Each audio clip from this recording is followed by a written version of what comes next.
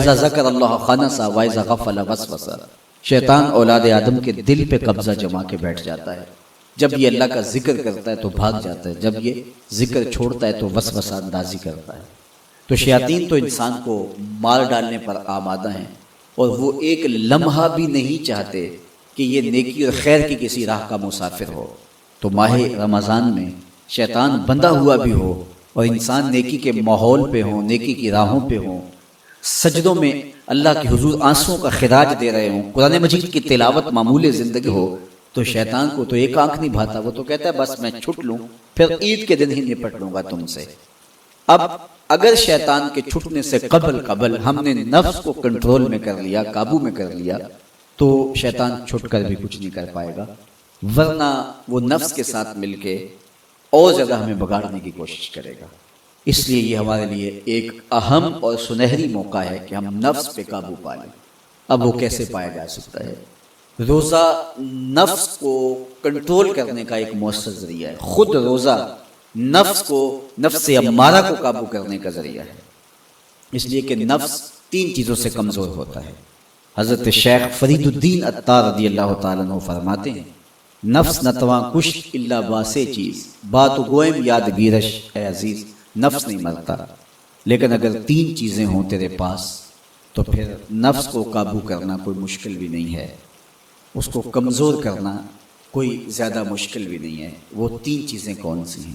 خنجر خاموشی و شمشیر جو، نیزائے تنہائی و ترک ہجو۔ خاموشی کا خنجر، بھوک کی تلوار اور تنہائی کا نیزہ، یہ تین چیزیں نفس کی کمزوری کا سبب اور ذریعہ ہے۔ اب روزہ ان تین چیزوں کو پیدا کرتا ہے۔ بھوک اور پیاس کے ذریعے سے نفس کمزور ہوتا ہے، تو روزہ بھوک اور پیاس ہے۔ اور میرے اور آپ کے آقا مولانا نے ارشاد فرمایا، یا معاشر الشباب من استطاع منکم الباءۃ فلیتزوج فإنه اغض للبصر واحسن للفرج فمن لم يستطع فعليه بالصوم فإنه له وجاء۔ اے جوانوں کے گروہ، تم میں سے اگر کوئی نکاح کرنے کی طاقت رکھتا ہے تو دیر نہ کرے، فوری نکاح کر لے، اس لیے کہ یہ نظر اور پاکیزگی کا محافظ ہے۔ اور اگر کوئی نکاح کرنے کی فی الحال پوزیشن میں نہیں ہے تو وہ کثرت کے ساتھ روزے رکھے، اس لیے کہ روزے قاطع شہوات ہیں، تو بھوک خواہشات کو کمزور کرتی ہے۔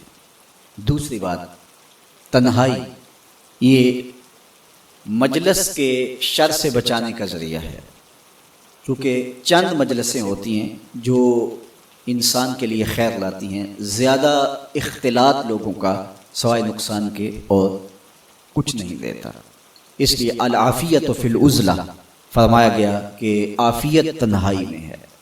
ہمارے مشائخ فرماتے ہیں کہ سالک کے لیے سب سے بہتر جگہ اللہ کا پاکیزہ گھر مسجد ہے، یا پھر کامل شیخ کی صحبت ہے، یا پھر تنہائی۔ چوتھی جگہ سوائے ہلاکت کے اور کچھ نہیں ہے۔ اچھے لوگوں کی صحبت یقیناً اچھائی کا رنگ دیتی ہے، اور مسجد کی حاضری، مسجد کے اندر وقت کا گزارنا یقیناً باطن کے سنوارنے کا سبب ہے، نہیں تو پھر تنہائی ہی بہتر ہے۔ اور بری مجلس سے، برے جلیس سے، برے ساتھی سے تنہائی ایک بہت بڑی دولت ہے۔ تو رمضان المبارک کے مہینے کے اندر ہم عبادات کی وجہ سے بہت سارے معاملات سے کٹ جاتے ہیں اور ہمیں تنہائی میسر آتی ہے۔ اور تیسری چیز فرمایا خاموشی کا خنجر۔ تو خاموشی میں جو فوائد رکھے گئے ہیں وہ کہیں اور نہیں رکھے گئے، اور عمومی طور پہ ہماری زندگی کے زیادہ تر گناہ ہماری زبان کی وجہ سے ہیں۔ غیبت زبان کی وجہ سے ہوتی ہے، جھوٹ زبان کی وجہ سے ہوتا ہے، بہتان زبان کی وجہ سے ہے، سب و شتم زبان کی وجہ سے۔ سب سے زیادہ گناہ انسان کی زندگی میں، نامہ اعمال میں، اس کی زبان کی وجہ سے درج ہوتے ہیں۔ میرے اور آپ کے آقا مولا نے فرمایا تھا، جو تمہارے دو جبڑوں کے درمیان، یعنی تمہاری زبان اور تمہاری پارسائی کی جگہ، ان دو چیزوں کی تم مجھے ضمانت دے دو، میں تمہیں جنت کی ضمانت دے دیتا ہوں۔ تو رمضان المبارک کے اندر ہم روزے کی وجہ سے اور دینی مصروفیات کی وجہ سے اپنی زبان کو بھی کنٹرول کر پاتے ہیں۔ فرمایا کہ اگر تم سے کوئی شخص الجھے، تم سے کوئی لڑے، کوئی بحث کرنا چاہے، تو تم کہو انی صائم، میں تو روزہ دار ہوں، تو یہ کہہ کے آپ اپنی جان چھڑا سکتے ہیں۔ تو یہ وہ 3 چیزیں ہیں جو نفس کو کمزور کرتی ہیں۔ رمضان المبارک کے اندر ہمیں اس کے لیے عملی کوشش کرنی چاہیے۔ ہر سال رمضان المبارک آتا ہے اور گزر جاتا ہے، اور ہم جہاں ہوں وہیں کے وہیں کھڑے رہتے ہیں یا 2 قدم پیچھے سرک جاتے ہیں۔ تو ہمیں سوچنا چاہیے زندگی بار بار نہیں ملتی، یہ اللہ کی نعمت ہے، یہ اللہ کا کرم نوازی ہے۔ تو زندگی کے جس مرحلے پہ بھی ہیں، بچپن ہے، لڑکپن ہے، جوانی ہے، بڑھاپا ہے، سن کہولت ہے، جہاں بھی کھڑے ہیں، آپ دیکھیں کہ گزرے ہوئے کل سے آنے والا کل بہتر نہیں ہے تو آپ ہلاکت کی طرف سفر کر رہے ہیں، اور اگر آپ کے گزرنے والے دن سے آنے والا دن بہتر ہے تو یہ آپ کے لیے رحمت و راحت کا ذریعہ ہے۔ تو اس لیے میں اور آپ دیکھیں کہ ہم رمضان المبارک سے کیا یہ مطلوبہ فوائد حاصل کر سکتے ہیں، کر رہے ہیں یا نہیں۔ تو ہم اپنا جائزہ لیں، ابھی پورا مہینہ ہمارے پاس پڑا ہوا ہے، ہم عزم کریں کہ ہم اپنی زبان کو کنٹرول کریں گے، ہم بری مجلس میں نہیں بیٹھیں گے، ہم اپنی آنکھوں پر حیا کے پہرے بٹھائیں گے، اپنے خیالات کو قابو میں رکھنے کی کوشش کریں گے، بھوک اور پیاس سے نفس امارہ کی خواہشات کم ہوں گی، اور شیطان کے بننے کی وجہ سے گناہ کے امکانات کم ہو جائیں گے، نیکی کے ماحول پیدا ہو جانے کی وجہ سے اچھائیوں کے راستے ملیں گے۔ تو ہم اس ماہ رمضان المبارک کو اس طرح سے گزاریں کہ ہم ایک نئی تازہ اور خوبصورت زندگی لے کے ماہ رمضان کے بعد جو ہے وہ اپنے آپ کو خیر کی راہوں پہ محسوس کریں۔ یہ ایک اللہ تعالیٰ نے ہمارے لیے ایسا مہینہ رکھا ہے جس میں ہم عصر نو اپنی زندگی کو مرتب کرتے ہیں، یہ ایک نیا ٹرینڈ سیٹ کرتا ہے یہ مہینہ، اور یہ ماہ مبارک ہماری زندگی کے اندر جو ہے وہ ایک نظم پیدا کرتا ہے۔ اس میں ہم جو ہے وہ اللہ سے، اس کے رسول سے، کتاب اللہ کے ساتھ، نیک لوگوں کے ساتھ، مسجد کے ساتھ، قرآن مجید کے ساتھ جڑ جاتے ہیں، اور اگر ہم اس کے اندر پورا خلوص اور پوری للہیت کو شامل کر کے اپنے آپ کو سنوارنے کے پورے عزم کے ساتھ اللہ سے توفیقات مانگتے رہیں گے تو پھر ہم اس سانچے سے ایک ستھرے، پاکیزہ اور خوبصورت انسان بن کے نکلیں گے۔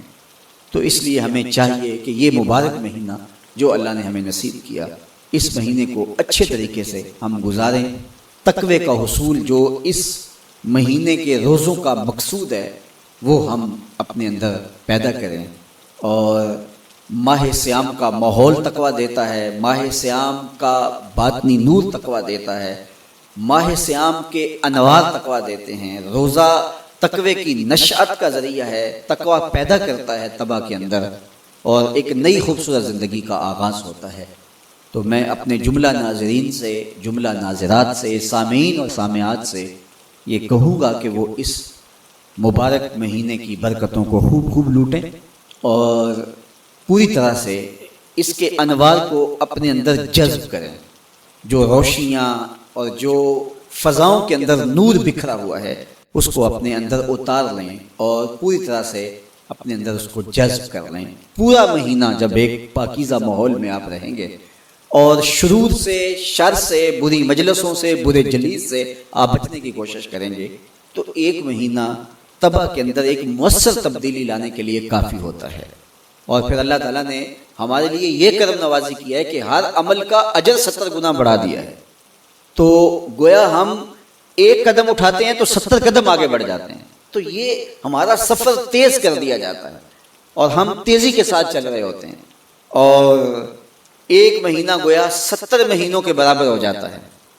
تو 70 مہینے مسلسل بندہ ایک نیکی کے ماحول میں رہے تو اس سانچے سے جب باہر نکلے تو پھر وہ کیسا نکھرا ہوا اور پاکیزہ انسان ہوگا۔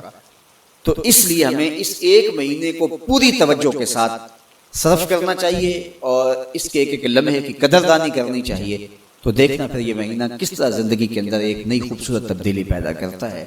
میں آپ سب لوگوں کے لیے دعا کرتا ہوں کہ اللہ اس ماہ مبارک کو، اس ماہ رحمت کو، ماہ نور کو میرے لیے، آپ کے لیے کرم نوازیوں اور رحمتوں کا ذریعہ بنائے، اور اپنی خاص کرم نوازیوں سے ہم سب کو مالا مال کرے۔ اللہ آپ کا، میرا حامی و ناصر ہو۔ وآخر دعوانا ان الحمد للہ رب العالمین۔